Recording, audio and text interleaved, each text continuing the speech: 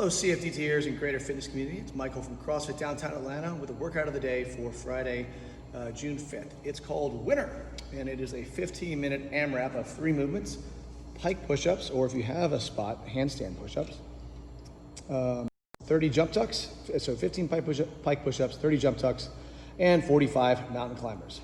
As many rounds as possible in 15 minutes. So let's go over these movements.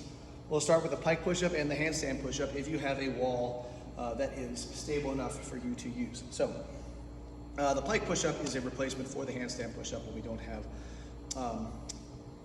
adequate space to do it. So if you're at your home and you only have sheetrock or like a lot of stuff around you, as I have in my home, maybe don't kick up to a wall and try to do handstand push-ups.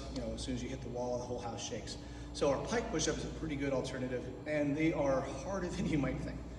So what you want to do is you'll usually open up your legs a little bit and then reach for the ground in front of you. Once your palms are planted on the ground, you'll tip into your toes and put all of your weight on your hands. When you lower, you make a triangle with your head and your hands. Isosceles triangle, equal distance on all the sides.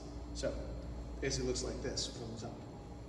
I'll show you what this looks like from the front and then from the sides. You can see the angle that I'm trying to create. The closer your hands are to your feet, the more difficult it's going to be, and try to keep your legs straight.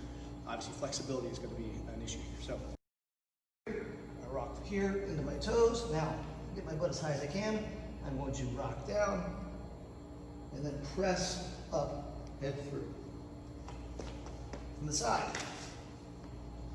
Again, here, rock into the toes, head through my arms, rock forward to create that triangle, and then rock back up to full extension. Modifications for the Pike Push-Up. Don't start your toes, start your heels. Rock to your toes, and then rock back to your heels when you're coming up.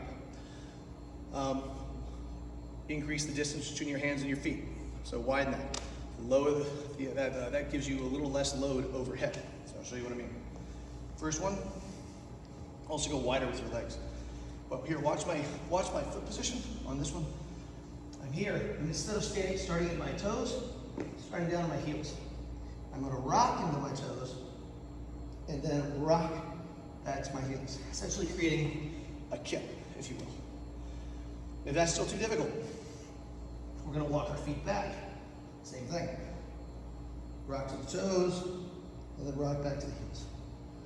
If you're still finding that too difficult, what we want to do is still start in this head through pike position, get as low as you can, then go all the way to the ground. And then from here, come all the way back up, and then press into that pike. We want to go all the way to the ground rather than stop to make sure we get that full range of motion of the arm. Otherwise, you're not going to be working the muscle in the way intended.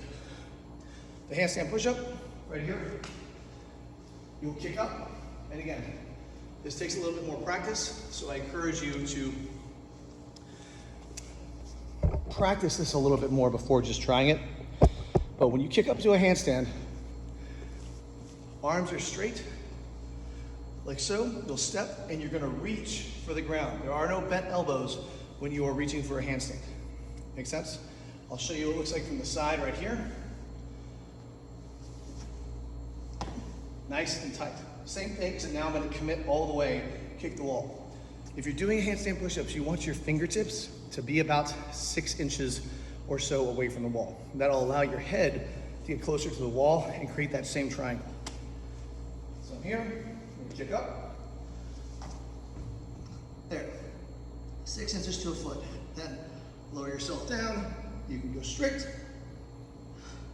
or I recommend kipping. If you haven't done it, come down, butts on the wall, upside down squat, then kick through the ceiling as you press. All right, that's movement number 1. Next movement, we've got 30 jump tucks. The jump tuck is just basically jumping and creating a squat position in the air. So here, there, 30 of those.